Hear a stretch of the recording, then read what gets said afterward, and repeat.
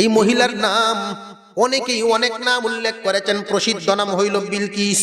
এই মহিলায় তাদের রাজত্ব করে। ইন্নী ওয়াজাদতু, আমি এদেরকে পেয়েছি, ইমরাতান তামলিকুহুন, এই এদের উপরে রাজত্ব করে একজন মহিলা। ওয়া উতিয়াত, তাকে দেওয়া হয়েছে মিন কুল্লি শাইইন, সবকিছু।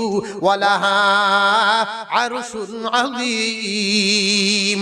ও পয়গম্বর, এই মহিলাকে আল্লাহ রাব্বুল আলামিন সব কিছু দিয়েছেন। মুফাসসিরিনে কেরাম বলেন সব কিছু বলতে কি বোঝানো হয়েছে, তৎকালীন সময়ে রাজত্ব পরিচালনা করার জন্য যা যা দরকার ছিল এমন কোনো বস্তু নাই যেটা তারে দেয় নাই।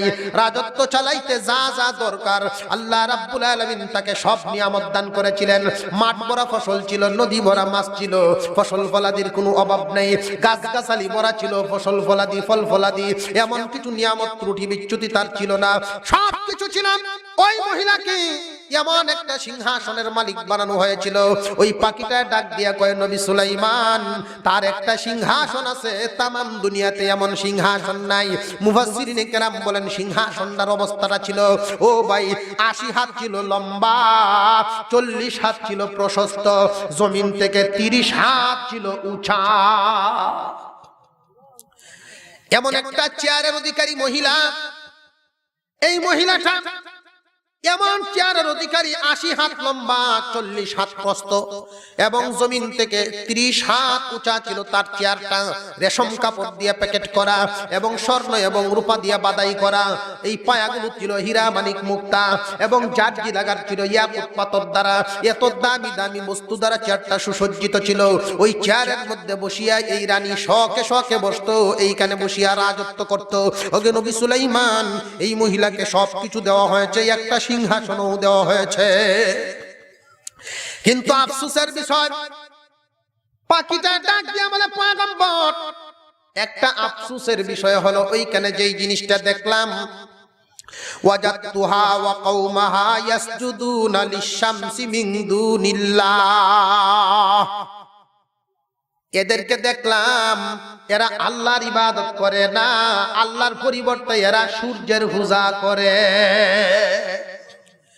মহিলা এবং তারা সবাই, তার দেশের মানুষেরা, যখন সূর্যটা আস্তে আস্তে উঠতে থাকে, সকাল বেলায় যখন সূর্য উঠে, সব একসাথে যখন সেজদায় লাগিয়া যায়। যখন এই সূর্যটা মাথার উপরে উঠে, তখন সবাই আবার সেজদায় অবনত হয়ে যায়। আবার যখন সূর্যটা ডুবিয়া যায়, তখন সবাই একসাথে আবার ডুব দিয়া দেয়। এইভাবে সূর্যের পূজা করে, আল্লাহর পূজা এরা করে না। আর এই সূর্যের পূজাকে শয়তান এমন এক পরিবর্তন করে দিয়েছে, ওয়া যায়্যানা লাহুমুশ শাইতানু আমালাহুম ওয়া যায়্যানা লাহুমুশ শাইতানু আমালাহুম। শয়তান এই ইবাদতকেই এদের মতে খাঁটি বানায়া দিয়েছেন, এদের মনে মনে এই ইবাদতটাকেই খাঁটি বানায়া দিয়েছে, যে কারণে অন্য কোন রাস্তা এরা খুঁজে না। এরা মনে করতেছে এই ইবাদতই খাঁটি ইবাদত, শয়তানের ইবাদতেই এই যে সূর্যের পূজা করতেছে এটাই খাঁটি ইবাদত। দুনিয়ার জমিনে যা কিছু আছে সূর্যের আলো ছাড়া চলবনি, সূর্যের আলো ছাড়া কোনো কিছুই কিন্তু চলে না। এই কারণে শয়তানে এদেরকে যুক্তি দিছে, শয়তানে শিখাইছে যা কিছু উৎপন্ন হয়, যদি শুকাইতে হয়, যদি ভিজাইতে হয়, সবকিছুতেই সূর্যের দরকার আছে না নাই? সূর্যের দরকার যেহেতু আছে, সূর্য ছাড়া কিছুই চলে না। এই জন্য সূর্যের পূজা এরা করে। সূর্য যদি খুশি থাকে তাহলে সব নিয়ামত বেশি হইব, এটাই তাদের অবস্থা। শয়তানে বুঝাইয়া দিয়েছে, ফাসাদতাহুম আনিস সাবিল ফাহুম লা ইয়াহতাদুন। আসল রাস্তা থেকে এরা আসল রাস্তা ভুলিয়া গিয়েছে, শয়তান এদেরকে বুলাইয়া দিয়েছে। দেখবেন কোন মানুষ, এজন্যই তো বলা হয় যাত্রা গানের চাইতে বাউলা গান আরো খারাপ। কথা বুঝাইছে? যাত্রা গানের চাইতে বাউল গান খারাপ। কেন খারাপ? যদি কোনো মানুষ যাত্রা গানে যায়, জিজ্ঞাসা যদি করা হয়, এই বেটা কেন যাস? আর যাইতাম না। এটা বোঝা গেল খারাপ কাজ যে করছে সে বুঝেই করতেছে, ঠিক না বেঠিক? এটা যে খারাপ, খারাপ মনে করি এই করছে। আর যদি বাউল গানে যায়, যদি জিজ্ঞাসা করা হয়, এই মেয়ে বাউল গানে যাও, বাউল গান তো ভালো, হাদিস কোরআনের কথা কয়। কি কয়? বাউল গান ভালো কয়। ভালো জিনিস ছাড়ে কেউ জীবনে। আরো জোরে কয়, বেদাতীরা জীবনে হেদায়েত পায় না। কেন পায় না? মাজার পূজারীরা জীবনে হেদায়েত পায় না। কেন পায় না? প্রত্যেকেরই উদ্দেশ্য ভালো কাজ করতেছি, মাজারে সেজদা দিলাম ভালো কাজ করতেছি, মাজারে মোমবাতি দিলাম ভালো কাজ করতেছি, দাঁড়ায়া কিয়াম করলাম, এই যে মিলাদ মাহফিল অমুক তমুক এই যে আজে বাজে কাজগুলো করতেছে, বেদাত বলতে যা আছে সব কিছু থেকেই মানুষ হেদায়েত পায় না। কেন? ভালো মনিয়া করে। মন্দটারে যদি ভালো মনে করিয়া করে এইটার থেকে হেদায়েত পাওয়া যায় না। নবী সুলাইমান আলাইহিস সালামের কাছে পাখিটায় বলতেছে, ও নবী সুলাইমান, এরা তো হেদায়েত পাওয়ার মতো নয়। কেন জানেননি? ওয়া যায়্যানা লাহুমুশ শাইতানু আমালাহুম, শয়তান এদের এই আমলটাকেই, এই সেজদা যে দিতেছে সূর্যের পূজাকেই শয়তান এদের মধ্যে ভালো বানায় দিয়েছেন। এরা মনে করতেছে সূর্যের পূজাই আসল পূজা, আসলে কিন্তু এমন না। আল্লাহ ইয়াসজুদু লিল্লাহ, এরা কেন গো সূর্যের পূজা করে? এরা কেন সূর্যের পূজা করে? এরা আল্লাহর পূজা কেন করে না? পাখিটায় আফসোস করে আর নবী সুলাইমানের কাছে বলে, ওগো নবী সুলাইমান, এরা কেন আল্লাহর পূজা করে না? অথচ যিনি আল্লাযী ইউখরিজুল খাবআ ফিস সামাওয়াতি ওয়াল আরদ ওয়া ইয়ালামু মা তুখফুনা ওয়া মা তু'লিনুন, এই জমিনের ভিতরে স্বর্ণের খনি আছে, জমির ভিতরে গ্যাসের খনি আছে, কেরোসিনের খনি আছে। এই খনিগুলো কে বানাইছেন? আর জোরে কোন? এই খনিগুলো বানাইছেন আল্লাহ। সব গোপন বস্তু বাহির করে দেন আল্লাহ। আবার মানুষের জবান থেকে যা গোপনীয় কথা বাহির হয়, যা ভিতরে গোপন করা হয়, সবকিছুর জাননেওয়ালা একমাত্র কে? পাখিটায় ডাক দিয়ে কয়, নবী সুলাইমান, এরা সূর্যের পূজা করে অথচ আল্লাহর পূজা কেন করে না? পাখি বুঝে কিন্তু মানুষে বুঝে না। দুনিয়ার মানুষেরা, যে সমস্ত মানুষেরা মানুষ হইয়া আল্লাহ চিনে না, যে সমস্ত মানুষেরা মানুষ হইয়া আল্লাহ চিনে না, এদের দাম বেশি না এই পাখিটার দাম বেশি? পাখিটার দাম বেশি। এজন্যই আল্লাহ তাআলা 10টা প্রাণীর যে জান্নাত দিবেন, এর মধ্যে এই হুদহুদ পাখিটাকে আল্লাহ মানুষ বানায়া জান্নাতে ঢুকাইব। আরেকখান আয়াত আছে, পাখিটায় বলেছিল, এই আয়াতের অর্থটা শুধু বলিয়া দেই, একমাত্র আল্লাহই সবকিছুর মালিক, মহান আরশের মালিক একমাত্র আল্লাহ। এই আয়াত কেন পড়লাম না? এখানে সেজদার আয়াত আছে, সকলের উপরে সেজদা ওয়াজিব হয়ে যাবে, কেউ যদি না দেন পরে অসুবিধা আছে। নবী সুলাইমান আলাইহিস সালাম কথাগুলো শুনলেন, এতক্ষণ বলল কে? পাখিটায়। শুনলেন কে? নবী সুলাইমান আলাইহিস সালাম। এই যে কাহিনী বলল, নবী সুলাইমান আলাইহিস সালাম কি আগে জানতেন? আর জোরে কোন? জানতেন? জানাইল কে? পাখি। এখানে একটা শিক্ষণীয় বিষয় দিয়েছি, দেখেন, কোন মানুষ যদি দাওয়াতের সাথে শুধু লাইগা থাকতে পারে,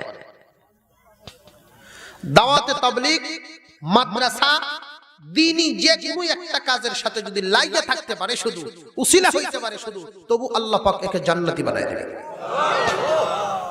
পাখিটা একটা উসিলা হইছে এই জাতিকে দাওয়াত দেওয়ার জন্য, আল্লাহ পাক কবুল করে নিয়েছে। নবী সুলাইমান আলাইহিস সালাম এবার বলতেছেন, তুমি কি নিজে বাঁচার জন্য এই কথা বলতেছো নাকি? না সত্যি সাবা নামক দেশ আছে, এই দেশটা ছিল ইয়ামেনের একটা প্রদেশ। ওই দেশের মধ্যে রানী বিলকিস রাজত্ব করত। ওইখানে নবী সুলাইমান আলাইহিস সালাম পাখির কথা শুইনা তিনি চিঠি লিখলেন, আমি এখনই প্রমাণ করে ফেলবো, আমি এখনই দেখবো তুমি কি সত্য বলছো না মিথ্যাবাদী। নিজে বাঁচার জন্য, পিঠ বাঁচানোর জন্য, নাকি সত্যি সত্যি আমি এখনই প্রমাণ করে ফেলবো। তিনি চিঠি লিখলেন, চিঠি লিখা এই পাখিটার কাছে দিয়ে দিলেন, যাও এই চিঠিটা নিয়ে ওই মহিলার কাছে নিয়ে যাও, তাদের কাছে নিয়ে চিঠিটা পৌঁছায় দাও। ইযহাব বিকিতাবি হাযা ফাআলকিহ ইলাইহিম, নাও আমার চিঠি তাদের কাছে নিয়ে অর্পণ করিয়া দাও। চিঠিটা দেওয়ার পরে সুম্মা তাওয়াল্লা আনহুম, তাদের কাছ থেকে তুমি সরিয়া যাইবা। ফানজুর মাযা ইয়ারজিউন, চিঠি পাইয়া তারা কি ভূমিকা নেয়, কি জবাব দেয়, এটা তুমি দূর থেকে দাঁড়ায়া দেখবা, দূর থেকে লক্ষ্য করবা তারা কি করে। এই চিঠিটা পাইয়া এই চিঠি যখন গেল, হুদহুদ পাখিটা টুটে করিয়া লইয়া গেল। সাধারণত তখনকার সময়ে যদি চিঠি আদান প্রদান করা হতো, কোনো পাখি কুলের মাধ্যমে নয়, মানুষের মাধ্যমে নেওয়া হইতো। পিয়ন আছে না নাই? ডাক যুগে কি মানুষে নেয় না অন্য কোনো প্রাণী নেয়? মানুষে নেয়। নবী সুলাইমান আলাইহিস সালাম মানুষ দ্বারা দেন নাই, তিনি দিয়েছেন পাখির দ্বারা। এই মহিলার সামনে যখন পাখিটা এটা চিঠি দিল, তিনি প্রথমেই বুঝে ফেললেন, পরিষদকে ডাক দিলেন। তিনি ডাক দিয়া বলেন, ক্বালাত ইয়া আইয়ুহাল মালাউ ইন্নী উলকিয়া ইলাইয়া কিতাবুন কারীম। ও আমার পরিষদ বর্গ, আমার কাছে সম্মানিত একখান কিতাব উপস্থিত হয়ে গেছে, সম্মানিত কিতাব দেওয়া হয়েছে। এই কিতাবটাকে সম্মান দেওয়ার কারণে রানী বিলকিসকে কি সাধারণ কিতাব, সাধারণ চিঠি ভাবছে না সম্মানিত চিঠি? সম্মানিত চিঠি বলার কারণে আল্লাহ রাব্বুল আলামিন রানী বিলকিসকে হেদায়েত নসিব করিয়াছে। নবী সুলাইমান আলাইহিস সালামের চিঠিকেই মূল্যায়ন করার কারণে আল্লাহ হেদায়েত দান করেছেন। কোন মানুষ যদি তোমার কাছে ভাই দাওয়াত লইয়া যায়, এই দাওয়াতটাকে তুমি মূল্যায়ন করবা, কর্কশ ভাষায় দাওয়াত, কর্কশ ভাষায় কিন্তু জবাব দিবা না। অনেক মানুষ আছে দেখবেন, দাওয়াতে তবলিগ যদি দাওয়াত লইয়া যায়, তখন কিন্তু কয় হিন্দু বাড়ির যাও, আমরা মুসলমান। ঠিক না বেঠিক? ঠিক না বেঠিক? কয় আমরা মুসলমান আছি, আমরা দাওয়াত দিতে হইব না, হিন্দু বাড়ির যাও। হেরা বেঈমান, হেরা নাকি ঈমানশী হও। আমরা আছে আছে কি জাতের ঈমান? এটা লুলা ঈমান। কেন? যে ঈমানে তোমারে মসজিদে নিতে পারে না, এই ঈমানে তোমারে জান্নাত নিব কেমনে? আমি একটা উদাহরণ দিই আপনাদের সামনে। মনে করেন দুইজন মানুষ পানিতে পড়ল, আর আপনি নৌকা নিয়ে যাইতেছেন। দুইজনের মধ্যে একজন ডুবু হাবুডুবু খাইতে খাইতে খাইতে খাইতে পড়ে মারা গেল, আর একজন এখনো জিন্দা আছে। আপনি যে নৌকা গেলেন, নৌকা নিয়ে গিয়া কোন মানুষটারে আগে উঠাইবেন? মরাটারে না কিছু জিন্দা আছে যারা এটারে? আর জোরে কন। দাওয়াত ও তাবলীগ চিন্তা করে বেঈমান যেটি এটি তো এমনি মরা, সুতরাং যেটি আদা মরত আছে, মুমিনের কাতাত নাম আছে কিন্তু মুসলমানই নাই, সুতরাং এটিরে বাঁচানোর দরকার। কথাটা বুঝে আইছে ভাই? দাওয়াতে তাবলীগ যদি তোমার কাছে দাওয়াত নিয়ে যায়, আলেমগণ দাওয়াত নিয়ে যায়, এই দাওয়াতটাকে কোন প্রকারের দাওয়াতকে তুমি প্রত্যাখ্যান করবা না, কর্কশ ভাষায় ব্যবহার করবা না, সাবধান। ভালো ব্যবহার করবা, ভালোভাবে গ্রহণ করবা। সঙ্গে সঙ্গে যদি কবুল নাও করতে পারো, মূল্যায়ন করিয়া দাও। ভবিষ্যতে আল্লাহ পাক এই মূল্যায়নের কারণে হেদায়েত নসিব করাইয়া দিব। আর যদি তুমি এদের সাথে দুর্ব্যবহার করো, আল্লাহ না করুক হেদায়েত নাও পাইতে পারো। মুসলমান ওই রানী বিলকিস কাফির হইয়া চিঠিটাকে মূল্যায়ন করলো কয়েকটা কারণে। মুফাসসিরিনে কেরাম বলেন কয়েকটা কারণ বলতে এর মধ্যে একটা কারণ হলো, পাখিটায় যে চিঠিটা নিল, এই চিঠিটা কিন্তু স্বাভাবিক গতিতে নয়, কমন গতি না, এটা আনকমন গতি। তার বাহিনীদেরকে ডাক দিয়া কয়, ও আমার পরিষদ বর্গ, এমন একটা চিঠি আমার কাছে আসিয়াছে, স্বাভাবিক গতিতে নয়, অস্বাভাবিক গতিতে। যেই ব্যক্তিটায় পাখি দিয়া পাঠাইতে পারছে, ব্যক্তি তো সাধারণ কোনো ব্যক্তি নয়। পাখি যদি তার কথা শুনে, সাধারণ মানুষ না। পাখি যদি কথা শুনে, সাধারণ মানুষ নাকি? আর আসলে কি নবী সুলাইমান আলাইহিস সালাম সাধারণ মানুষ নাকি? তিনি পাখি দিয়া চিঠি পাঠাইছেন। চিঠি পাখি যখন চিঠি নিয়ে গেল, রানী বিলকিস দেখিয়ে বুঝে ফেলছেন সাধারণ কোনো মানুষ না, পাখির দ্বারা চিঠি আসছে। এক নাম্বার লক্ষণ দেখলো পাখির দ্বারা চিঠি আসছে। দুই নাম্বার লক্ষণ হলো ইন্নাহু মিন সুলাইমান, ইন্নাহু নিশ্চয়ই এই চিঠিটা মিন সুলাইমানা, সুলাইমানের পক্ষ থেকে, ওয়া ইন্নাহু এবং ইহা হলো বিসমিল্লাহির রহমানির রহিম, মহান পরম করুণাময় আল্লাহ রাব্বুল আলামিনের নামে শুরু হইয়াছে। চিঠি লেখার পদ্ধতি এখানে শিক্ষা দেওয়া হলো। সর্বপ্রথম কিন্তু বিসমিল্লাহ বলেন নাই, সর্বপ্রথম বলেছেন বিসমিল্লাহির মিন সুলাইমান ওয়া ইন্নাহু বিসমিল্লাহির রহমানির রহিম। ইসলামের দৃষ্টিতে চিঠি লেখার পদ্ধতি হলো, সর্বপ্রথম কিন্তু আমরা লিখি, যার কাছে লিখি তার নাম লিখি বরাবর অমুক। ঠিক না বে ঠিক? আমরা লেখার সময় কিন্তু লিখি বরাবর অমুক, এরপরে যিনি লিখলো নিবেদক নিচে। ঠিক না বে ঠিক? ইসলামের দৃষ্টিতে কিন্তু এটা কিন্তু সুন্নত নয়। ইসলামের নিয়ম হইল যার কাছে লিখবেন উনার ঠিকানা হইল নিচে, আর যে লিখবেন তার ঠিকানা উপরে। কেন জানেননি? চিঠিটা পাওয়ার পরেই যখন দেখা যাবে এটা চেয়ারম্যান সাহেবের চিঠি, ফইলাই যদি নাম থাকে চেয়ারম্যানের চিঠি, তাহলে চেয়ারম্যান সাহেবের ধারণা নিয়ে চিঠিটা পড়বে। যদি দেখা যায় মেম্বারের চিঠি, মেম্বার সাহেবের মাথায় নিয়ে চিঠিটা পড়বে। ঠিক না বে ঠিক? যে ব্যক্তিটা পাঠাইলো তার নাম থাকবে উপরে, যার নামে পাঠাইলো তার নাম থাকবে নিচে।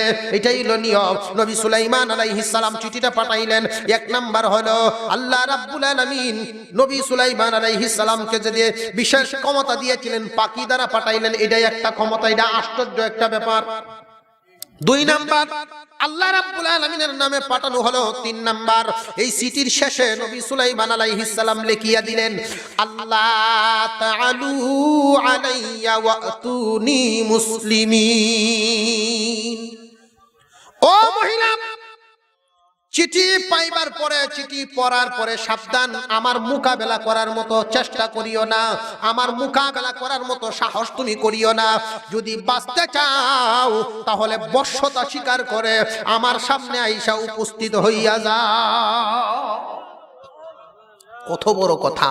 চিঠি তো দিছে, চিঠির নিচে আবার লিখে দিছে, সাবধান কইয়া দিলাম, সাবধান কইয়া দিলাম, আমার মোকাবেলা করার চেষ্টা করো না, আমার সাথে বাড়াবাড়ি করার চেষ্টা করো না, তুমি আত্মসমর্পণ করে আমার সামনে উপস্থিত হয়ে যাও।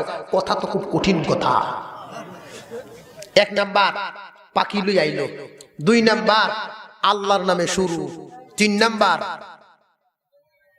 কঠিন কথা লাস্টে দিছে। উপায় কিন্তু নাই। ওহন কিতা করতাম? তোমরা আমার একটা বুদ্ধি দাও। পরিষদরে কইতাছে, পরিষদরে জিজ্ঞাসা করতেছে, তোমরা আমাকে একটা বুদ্ধি দেও। ও ভাই, রানী বিলকিসের যে পরিষদটা ছিল, রানী বিলকিস নিজে রানী, তার বাবা ছিল এরকম, তার দাদা ছিল এরকম, নানার বংশধর থেকে গরানাগর রাজতন্ত্রের দেশ ছিল। ইচ্ছা করলে যে কোনো সিদ্ধান্ত উনি নিজেই নিতে পারতেন। শিক্ষা গ্রহণ করা দরকার। ক্ষমতা থাকলেই কি নিজে নিজে সিদ্ধান্ত গ্রহণ করা, নাকি পরামর্শের দরকার আছে? আমরা তো একটা পরিবার যে চালাই, রাষ্ট্রের দরকার নাই। পরিবার চালানির বেলায়ও একটা নিয়ম আছে না নেই? এখানে দেখবেন বিবিরে মাঝে মাঝে জিজ্ঞাসা করা দরকার।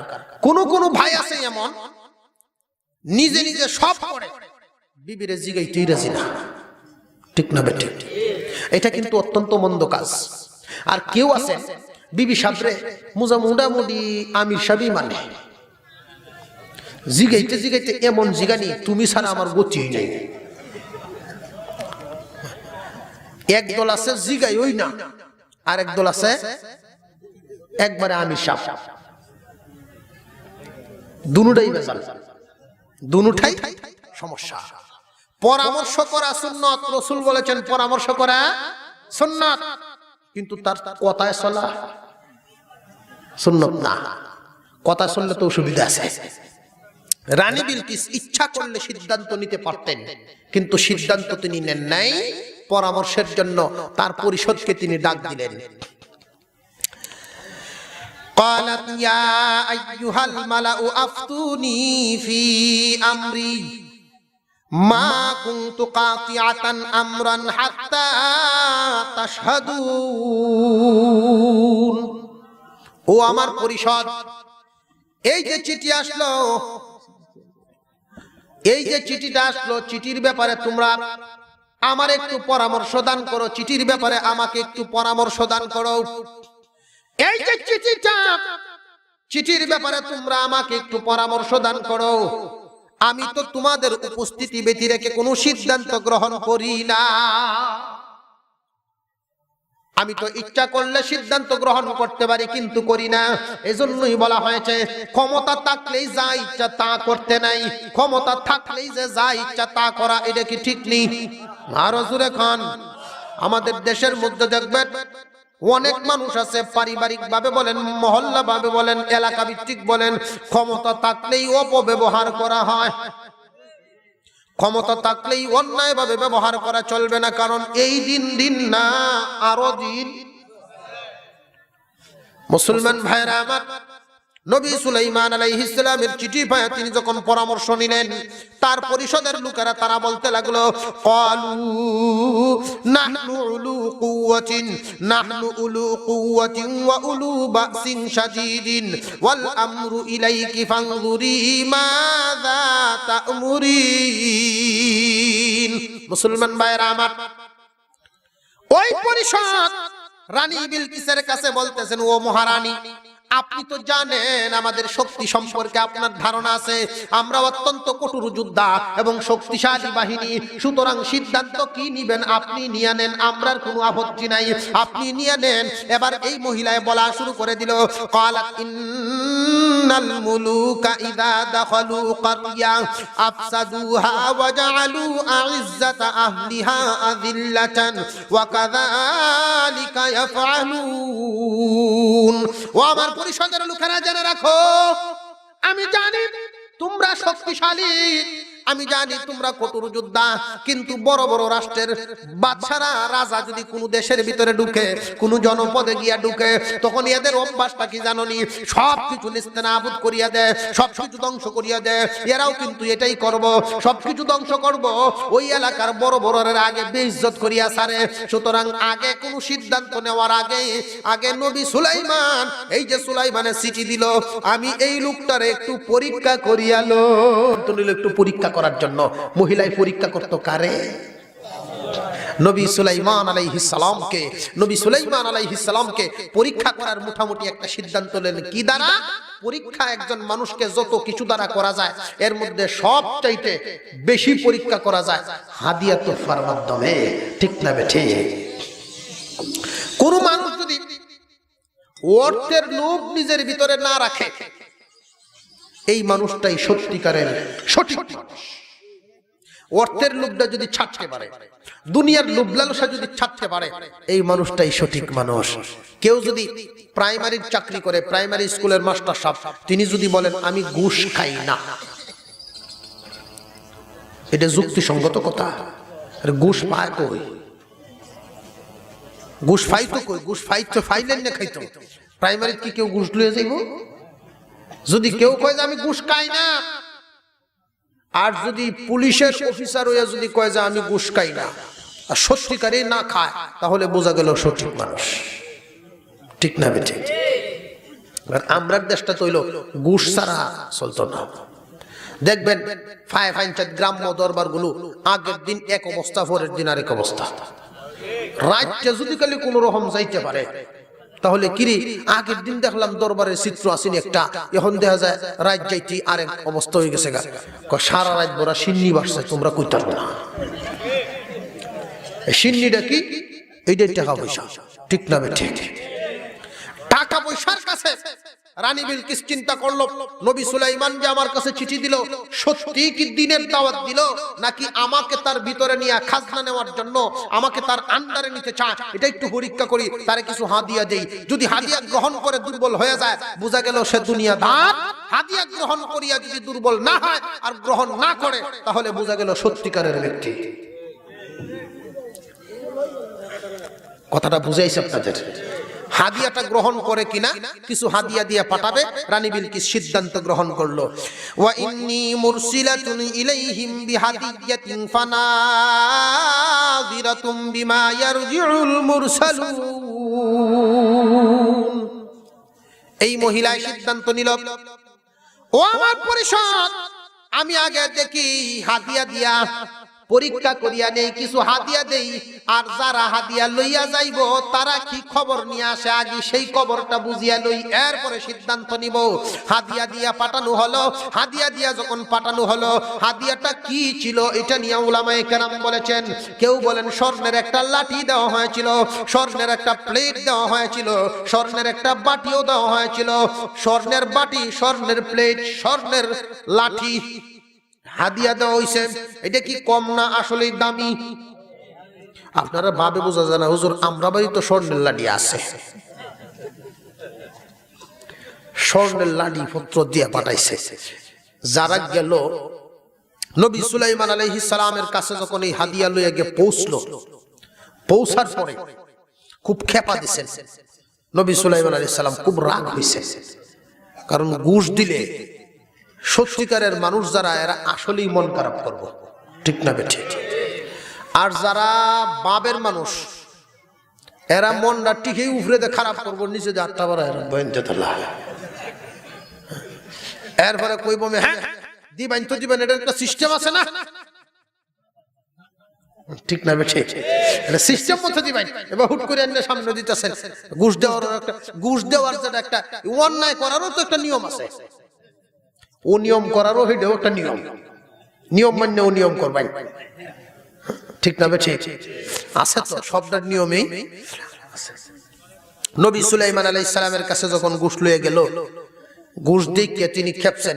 ফালাম্মা জাআ সুলাইমানা, যেই মাত্র এই লোকগুলো সুলাইমান আলাইহিস সালামের কাছে আসছে, একজন মানুষ, কেউ বলেন না একটা দল, এই দলের একজন নেতা ছিল, তারা যখন ওই লোকটা সুলাইমান আলাইহিস সালামের কাছে গিয়া বসলো, বসার পরে তিনি বলতে লাগলেন, ক্বালা আতুমিদ্দুনানি বিমালিন, মাল দ্বারা কি তোমরা আমাকে সন্তুষ্ট করতে চাও নাকি? মালামাল দিয়া কি তোমরা আমারে খুশি করতে চাও নাকি? মালামাল দিয়া খুশি করতে পারবা না, কেন জানোনি? ফামা আতানি আল্লাহু খায়রুম মিম্মা আতাকুম। ও আমার ভাইয়েরা, তোমরা মেহমান আসছো ভালো কথা, কিন্তু যেই জিনিস আমার জন্য নিয়ে আসছো খুশি করার জন্য, এর চাইতে বহু বহু গুণে আমার মাওলা আমাকে দিয়েছে। ও দুনিয়ার ইমানদার ভাইয়েরা, আমার শিক্ষা গ্রহণ করা দরকার। কোটিপতির সন্তান ঘুষ খায়া আরো কোটিপতি হইতে চায়, ঠিক না বেঠিক?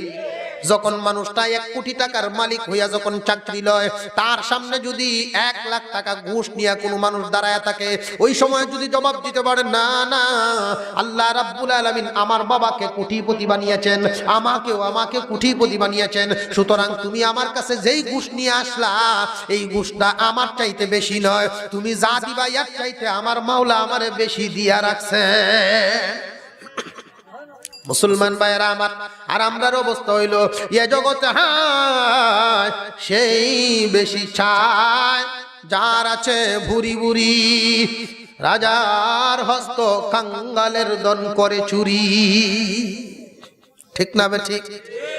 এ জগতে হায় সেই বেশি চায় যার আছে ভুরি ভুরি, রাজার হস্ত কাঙ্গালের দন করে চুরি। যার বেশি আছে আরো বেশি চায়। নবী সুলাইমান আলাইহিস সালাম বলেন, না, আল্লাহ রাব্বুল আলামিন আমাকে বহুত কিছু দিয়েছেন, অনেক কিছু দান করেছেন, সুতরাং তোমরা এগুলো নিয়ে ফিরিয়া যাও, তোমরা সন্তুষ্ট থাকো, কিন্তু মেহমান হিসাবে যেহেতু আসছো, কিছু খাওয়া দাওয়া করিয়া যাও। মেহমান হিসাবে যেহেতু আইছো, কিছু খাইয়া যাও। তখন খাওয়া দাওয়া করার জন্য আর একটা রুমে পাঠাইতেছেন। একটা রুম থেকে যখন আর একটা রুমে পাঠাবেন, তখন কিছু আলামত এদেরকে দেখানির দরকার আছে না? কিতা লই আইছে হাদিয়া? একটা লাডি, প্লেট, বাটি, এই সমস্ত বিষয় নিয়ে আসছে হাদিয়া। নবী সুলাইমান আলাইহিস সালাম একদল জিন্নাতরা ডাক দিলেন, এদিকে আসো। এরা যে এই রুম থেকে ওই রুম পর্যন্ত যাবে, এই রাস্তাটা পুরাটাই পাকা করে দাও স্বর্ণ দিয়া। দেখে বুঝক কি লই আইছে। লই আইছে কিতা? একটা লাডি। যেই মাত্র দেখছে স্বর্ণ দিয়া রাস্তা করা, লাডি বাড়ি সাডি যা আছেন সব গাটির ভিতর তুই দিছে। কই কিতা লই আইছে? কথাও যায় লুগাইছে সব, ওই ইজ্জত মারছে। কুনানো কারদারও কি লই আইলাম? এক বেটা বুড়া মানুষ, তখন সে নিজে নিজে মনে করতেছে আমার চাইতে বয়স মনে হয় আর কেউ নাই, আমি মনে হয় এলাকার সবচাইতে বড় বুড়া। ছেলেরে কইল, কিছু টাকা পয়সা আমারে দে, এই টাকা পয়সা লইয়া গিয়ে ঘোরাগাড়ি করি, দেশটা একটু দেখি আই, আর বয়স তো অনেক হইছে, আমার চাইতে তো মুরব্বী এই অঞ্চল নাই। হ্যাঁ ঠিকই বাবা, আপনি বহুত বড় বয়স হইছে, কিছু টাকা নিন, নিয়ে এলাকাটা ঘুরেন, আপনার যন্ত্রণা আমার আরো ভালো লাগতেছে না। তো ছেলে কিছু টাকা পয়সা দিয়া দিল, বাবারে বিদায়। বাবারে যখন বিদায় দিল, টাকা পয়সা লইয়া ঘুরতে ঘুরতে ঘুরতে ঘুরতে গিয়া দেখে উনি কি আশা নিয়ে বাইরে হলে উনি সবচেয়ে বড় মুরব্বী। গিয়া দেখেন রাস্তার মধ্যে উনার চাইতে আরো 15 বছরের বড় হবে বয়সে এক বুড়া কান্দে বসে বসে। কয় আসানক কারবার। আমি মনে করছিলাম আমি বুড়া, এখন আমার চেয়ে আরো বড় বুড়া এনে বসে কান্দে। গেল কাছে, কি গো চাচা আপনি কান্দতেছেন, বিষয়টা কি? আব্বা আমারে মারছে। কেডা মারছে? তার বাবাই মারছে। আপনার আব্বা আছে? আছে মানে আমারে মারলো একটু আগে কেবল। তাই নাকি? ওটা চলেন আপনার বাবার দ্বারা যাই। না দৌড়ান দিচ্ছে, কথা চলেন না। লইয়া গেল, গিয়া দেখে যে বাংলা ঘর, আপনারা কি কোন বৈঠক ঘর, আলাদা ঘর যেটা। বাংলা ঘরের সামনে ফুলসি উক্কা, আগে ছিল উক্কা এক জায়গায়, লত আর এক জায়গায়। বৈশা টানতেছে, বুড়াও কি কপালের সামনে এমন বলা বলছে যে কেমন আজরাইল বুঝে কয়েকবার ঘুরে গেছে। সালাম দিছে, ছেলের যেহেতু চাচা ডাকছে, তারা কিতা ডাকতে নিজে মনে করছেন আমি বুড়া, এখন দেখা যায় বুড়ার মেলো ঢুকছে কেবল মাত্র। দাদা আপনার এই বুড়া ছেলেরে মারলেন কেন? কয়া বুড়া হইছে, আরে আরে মারতাম না তো আমি নমস্কার দিব। এক কথা শুনে আমার কইছি বাজান রে তামুক ভরে দিত, হ্যাঁ কই হারতো না বলে।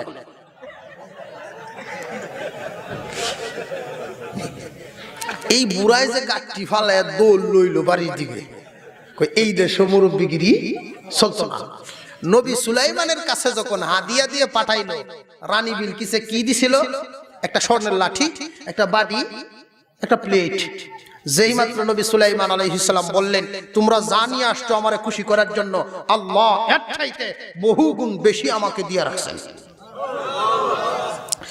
ফামা আতানি আল্লাহু খায়রুম মিম্মা আতাকুম বাল আনতুম বিহাদিয়াতিকুম তাফরাহুন।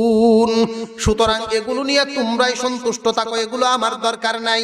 নবী সুলাইমান আলাইহিস সালাম এদেরকে পাঠায় দিলেন, এদের অবস্থাটাও পাঠায় দিলেন, আর বলিয়ে দিলেন তোমরা তোমার রানীকে গিয়া বলবা, সেই দেশের মধ্যে গিয়া বলবা এমন একটা বাহিনী নিয়ে আমি এখানে আসব যেই বাহিনীর মোকাবেলা করার ক্ষমতা তোমার দেশবাসীর নাই। আমি এমন একটা বাহিনী নিয়ে তোমার দেশের ভিতরে ঢুকবো এবং এদেরকে আমি লাঞ্ছিত করিয়া দেশ থেকে বাহির করব। সূর্যের পূজা করা ওইখানে চলবে না। আমি আসব আল্লাহর দিন প্রতিষ্ঠিত করার জন্য আসব। আমি আসব, যাও যাও গিয়া খবর কও। তারা গিয়া খবর বলল, আর এদিক দিয়া নবী সুলাইমান আলাইহিস সালাম বাহিনী তৈরি করতে শুরু করলেন, মিটিং এ বসে গেলেন। নবী সুলাইমান আলাইহিস সালাম মিটিং এ বসলেন, এমনি জিবরাইল আলাইহিস সালাম আসলেন। আয়েশা নবী সুলাইমান আলাইহিস সালামের কাছে বলেন, ওগো নবী সুলাইমান, ও পয়গম্বর, যুদ্ধ করতে হবে না, ওই দেশে যাইতে হবে না। রানী বিলকিস তার বাহিনী নিয়ে আপনার কাছে ভস্মতা শিকার জন্য, আত্মসমর্পণের জন্য উপস্থিত হয়ে যাচ্ছে। রওনা দিয়ে দিয়েছে, আর যাবেন না, আর যাবেন না। রওনা দিয়ে দিয়েছে, বাড়ি থেকে বেরিয়ে গিয়েছে, তার বাহিনী নিয়ে রওনা দিয়েছে, আর আপনার যেতে হবে না। এমত অবস্থায় নবী সুলাইমান আলাইহিস সালাম বলেন, তাহলে আর যুদ্ধের দরকার নাই, এখন আর একটা কাজ করা দরকার। এই মহিলার অন্তরে একটা অহংকার ছিল, তার সিংহাসনের অহংকার। এই সিংহাসন 40 হাত প্রশস্ত, 80 হাত লম্বা, জমিন থেকে 30 হাত উঁচা। এই সিংহাসন আছে তার একটা, যেই সিংহাসন কোন রাজা বাদশারই নাই। কেউ আসনি সে আমার কাছে আসার আগে এই সিংহাসন আনতে পারবা। কেউ যদি কোনো জায়গায় যায় পরে খাট পালং লইয়া যায়নি, চেয়ার তো থুই হইছে বাড়িতে।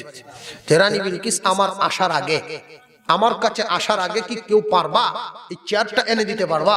আসো কি কেউ?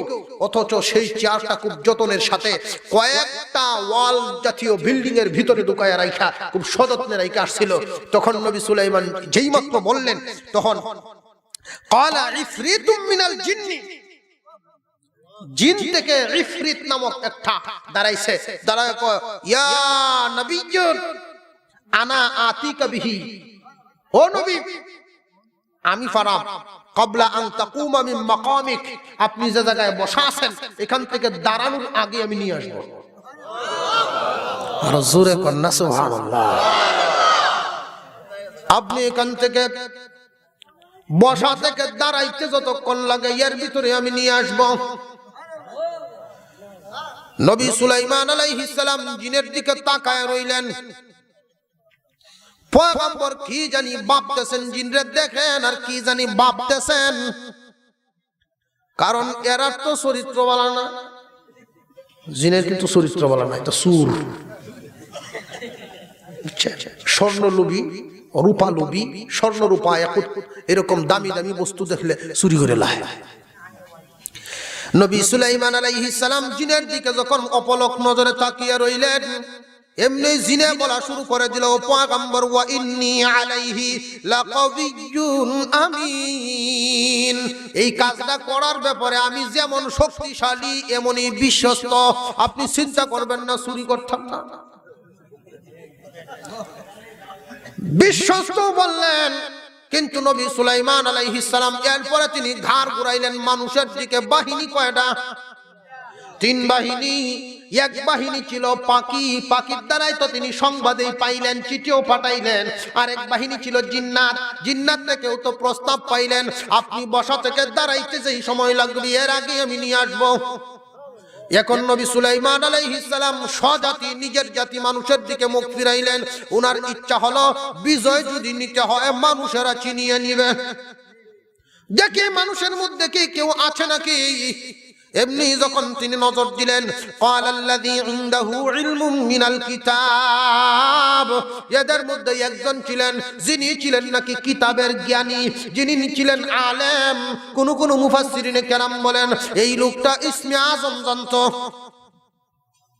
মানুষের মধ্যে একজন ছিলেন, তিনি দাঁড়ায় বলেন, ও সুলাইমান, আগনবী বাদশাহ, আপনি যদি অনুমতি দেন, আনা আতিকা বিহি ক্বাবলা আন ইয়ারতাদ্দা ইলাইকা তারফুক, আপনার নজর পরিবর্তন করতে যেই পরিমাণ সময় লাগে এর আগে আমি উপস্থিত করে দিব।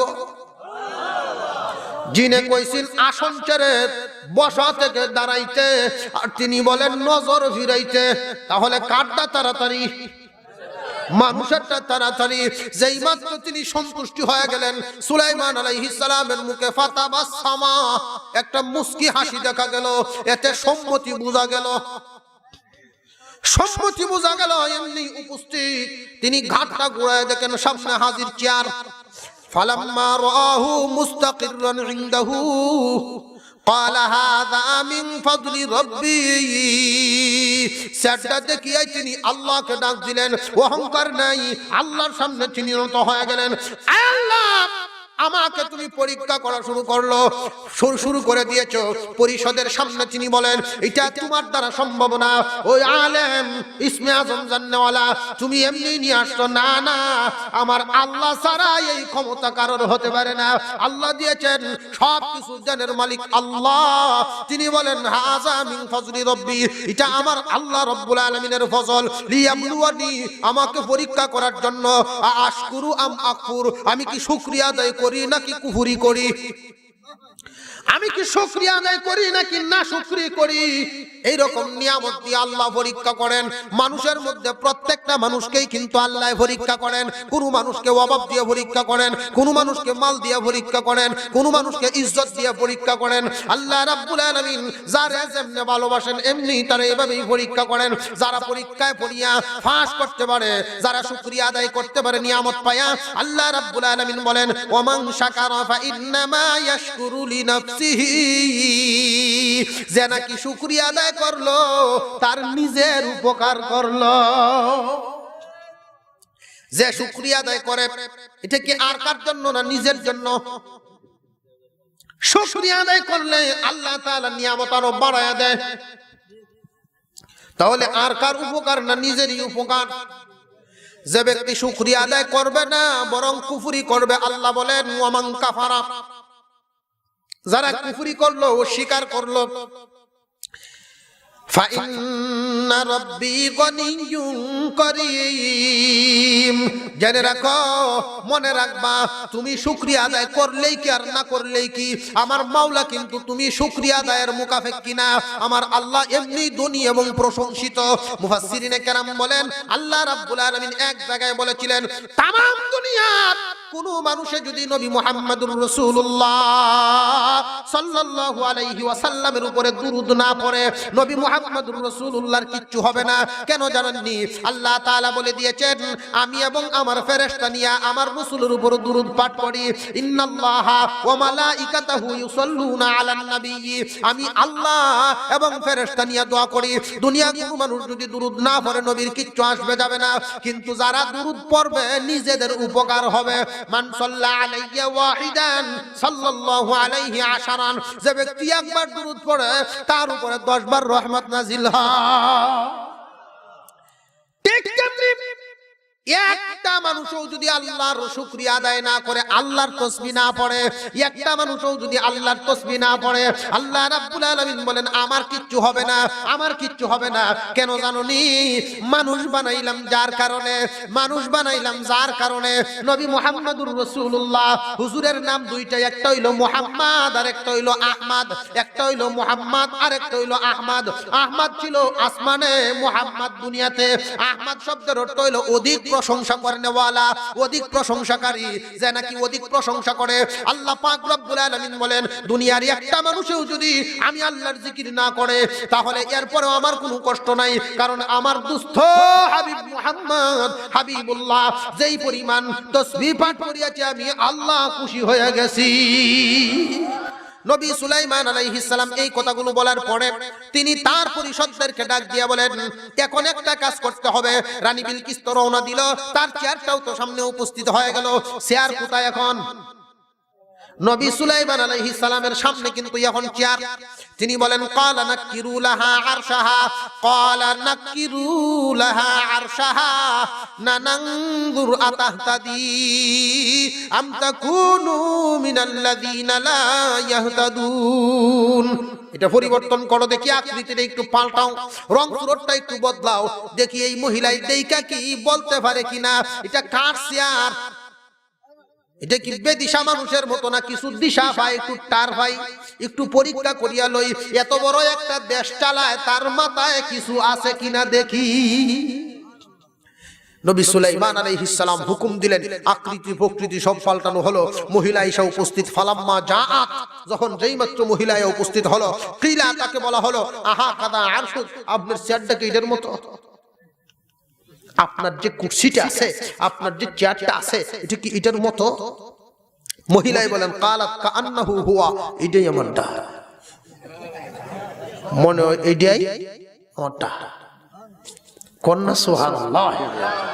তাহলে কি মহিলা কি বেদিশা না দিশা আছে? মহিলার মাথা আছে। তাহলে এই মাথাওয়ালা মানুষটা সূর্যের পূজা কেন করলো? মাথাওয়ালা মানুষটা সূর্যের পূজা কেন করলো? আল্লাহ পাক বলেন, ওয়া উতিনাল ইলমা মিন ক্বাবলিহা ওয়া কুননা মুসলিমিন। প্রথমে রানী বিলকিস স্বীকার করা শুরু করে দিল, ও সুলাইমান, ও বাদশা, আমি এখানে আসার আগেই আপনার ক্ষমতা সম্পর্কে অবগত হয়েছি। আপনার যে কি ক্ষমতা, এমনি এইখানে আসার আগে আমি অবগত হয়েছি, কারণ আপনি তো শুধু দুনিয়ার বাদশা নন, আপনি তো একজন নবী।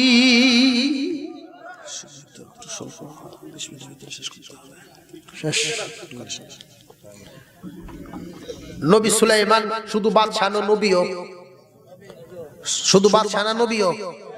উমর রাদিয়াল্লাহু আনহু তিনি কি শুধু প্রেসিডেন্ট ছিলেন না, আল্লাহর নবী 2 নম্বর সাহাবী, একজন খলিফাও ছিলেন।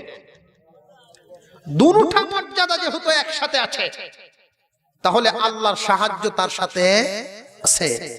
আল্লাহ পাক যদি আমাদের এই দেশটা যারা পরিচালনা করছেন, বিভিন্ন দায়িত্বশীল যারা আছেন, প্রত্যেককে যদি পরিপূর্ণতা দান করতেন, সবাই যদি ঈমান আকীদা আমলে আলেম উলামাদের মতো বড় বড় শায়েখদের মতো দিলওয়ালা হয়ে যাইতেন, তাহলে আমার মনে হয় নিচের খনিগুলো আল্লাহ পাক আমাদের জন্য আরো খুলে দিতেন। মুসলমান ভাইরা, রানী বিলকিস বলতেছে, আমি তো জানি, আপনার খবর নিয়েই আমি এখানে আসছি। আপনি শুধু একজন বাদশা না, আমি তো শুধু বাদশা আর আপনি দুটা। قالت كأنه هو وأوتينا العلم من قبلها وكنا مسلمين وصدها ما كانت تعبد من دون الله إنها كانت من قوم كافرين আল্লাহ পাক রব্বুল আলামিন বুঝায় দিলেন শয়তান এদের মাথাকে ঘুরায় রাখছে, শয়তান এদের নজরকে ঘুরায় রাখছে, যে কারণে আসল রাস্তা এরা পায় নাই, মূলত ছিল এরা কাফির। এখন নবী সুলাইমান আলাইহিস সালামের দরবারে কিন্তু রানী বিলকিস হাজির। রানী বিলকিস হাজির। রানী বিলকিস যখন হাজির হইছে তখন এই আলাপ আলোচনার ভিতরে নবী সুলাইমান আলাইহিস সালামের যে গড়ের ভিতরে বিবিরা ছিলেন তারা মনে করতেছে এই হুজুর এবার আরেকটা বিয়া করে। কথা বুঝছে? হুজুর এবার আরেকটা বিয়া করে। এখন কি করা? কর্মচারী যে খবর পাঠাইছে গিয়ে খবর কো এলা যে এই সাবা দেশটা কি আইছে এলার মধ্যে একটা দোষ আছে, এলা বেডাও না বেটিও না। ফেস লাগছে না?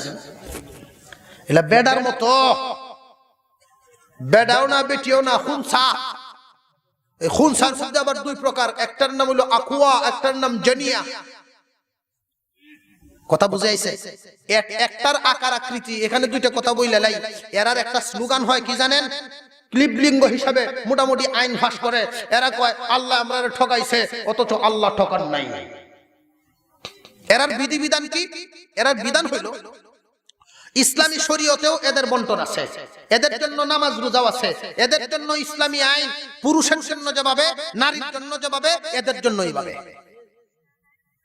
দুইটা প্রকৃতি, একটা হইল যার মধ্যে আকার আকৃতি, আলামত, চলাফেরা, কথাবার্তায়, উঠা বসায় আকার আকৃতি পুরুষেরটা বেশি প্রভাব পায়, সে পুরুষের হুকুমে পড়ে যাবে।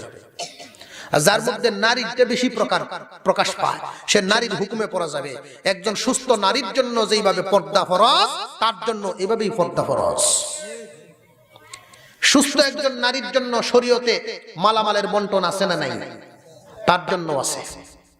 সুস্থ একজন নারীর জন্য শরীয়তে ইসলামের বিধিবিধান আছে না নাই? তার জন্য আছে। এখন তারা এই অবস্থায় কেন অঙ্গহানি? একটা মানুষ অনেক আছে না যে পা নাই, চক্ষু নাই, একটা কান নাই, যে কোনো একটা অঙ্গহানি, এটাও একটা অঙ্গহানি। কথাটা বুঝে আসছে আপনাদের? এই অঙ্গহানি মানুষের মতো তারাও। সুতরাং রানী বিলকিসের বেলায় এই কথা বলতেছে, তারা জানায় দিল যে পুরুষের আকৃতি কিন্তু আসলে এটা পুরুষ না, মহিলার আকৃতি কিন্তু আসলে মহিলা না। কি এটা? খুনসা, পুরুষের মতো। এখন রানী বিলকিসের এই মন্তব্য, এই তহমত কেমনে ভাঙ্গন? সুলাইমান আলাইহিস সালাম চিন্তায় পড়ে গেলেন। চিন্তায় পড়ে তিনি জিন্নাতদেরকে হুকুম দিলেন, একটা কাজ করো, একটা গর্ত করো, তাড়াতাড়ি তাড়াতাড়ি একটা গর্ত করো। বিশাল বড় একটা পুকুর বানায় রেখেছেন। পুকুরটারে আবার কাঁচ দিয়ে আবার এমন ভাবে ওয়ালিং করা হয়েছে যেন কাঁচটা বোঝা না যায়, এটার ভিতরে শুধু পানি দেখা যাবে, মাছ দৌড়াদৌড়ি করতেছে, বোঝা না যাও, মনে হবে যে পানি, আসলে পানি না। এমন এক সিস্টেম সাজাইছে। সাজায় রানী বিলকিসকে বলা হয়েছে, পরিষদের সব মানুষ তো ছায়াই রইল, তহম্মত কি তুলছে? এলা মহিলা না। কি মহিলা? এলে কি আসল মহিলা না নকল? এটা হলো তহম্মত। নবী সুলাইমান আলাইহিস সালাম বুঝলেন যে আসলেই মহিলা আছে। তহম্মতটা কিভাবে দূর করা? তিনি বললেন এইখানে তুমি প্রবেশ করো, এই বিল্ডিং এর ভিতরে প্রবেশ করো। রানী বিলকিস এই দিকে যখন নজর করলেন, ফালাম্মা রাআতহু হাসিবাতহু লুজ্জাতান, তিনি ধারণা করলেন কোন গভীর জলাশয়, এটা গভীর কোন জলাশয় তিনি ধারণা করলেন। ওয়া কাশাফাত আন সাকাইহা, এমনি নবী সুলাইমান কত ক্ষমতাবান ব্যক্তি, তার হুকুমটা যদি না মানি, সে যেহেতু হুকুম দিছে আমার ওইখানে যেতে হবে, শক্ত এবং গভীর জলাশয় মনে করিয়া নামা শুরু করলো আর কাপড়টা উড়ানো শুরু করছে। পানিতে নামলে কাপড় উঠানো লাগতো না। যেই মাত্র আং সাকাইহা, পায়ের যে টাকনু, টাকনুর একটু উপর, সাকুন বলা হয় হাঁটুর নিচ এবং টাকনুর উপর, হাঁটুর নিচ টাকনুর উপর, এই মাঝামাঝি জায়গাটা পর্যন্ত উদাম করে লাইছে পানিতে আমার পজিশন। এইবার নবী সুলাইমান আলাইহিস সালাম বললেন, হ্যাঁ এটা তো কোনো ইয়া না। কালা ইন্নাহু সারহুম মুমাররাদুন মিন কাওয়ারিদ, শক্ত কাঁচ দ্বারা গঠিত একটা প্রাচীর। সুতরাং তুমি পজিশন নিতেছো, কাপড় যে উঠানো হয়েছে, নারী আর পুরুষের পায়ের মধ্যে বেশ কম আছে না নাই? আরো জোরে কম। এই পাও দেখলে তো বোঝা যায় এটা নারীর পাও না পুরুষের পাও। যারা সন্দেহ আছেন তোমরা দেখে নাও, কথাটা বুঝাইছে। নবী সুলাইমান আলাইহিস সালামের কৌশলে তিনি তো সাইরিয়া দিলেন, সাইরিয়া দিয়া তিনি বলতে শুরু করলেন, ক্বালাত রাব্বি ইন্নী যালামতু নাফসি, বহুদিন পর্যন্ত নিজের নফসের উপরে জুলুম করলাম, ওয়া আসলামতু মা সুলাইমান লিল্লাহি রাব্বিল আলামিন, আমি এবং আমার পরিষদ যা আছে সব কিছু লইয়া নবী সুলাইমানের সাথে আল্লাহর উপরে ঈমান এনে মুসলমান হয়ে গেলাম। সব মুসলমান হয়ে গেল। এই পর্যন্তই কাহিনীতে বর্ণনা করা হয়েছে। এখান থেকে তো অনেক শিক্ষণীয় ছিল, সময় তো আমরা খুব কম থাকে।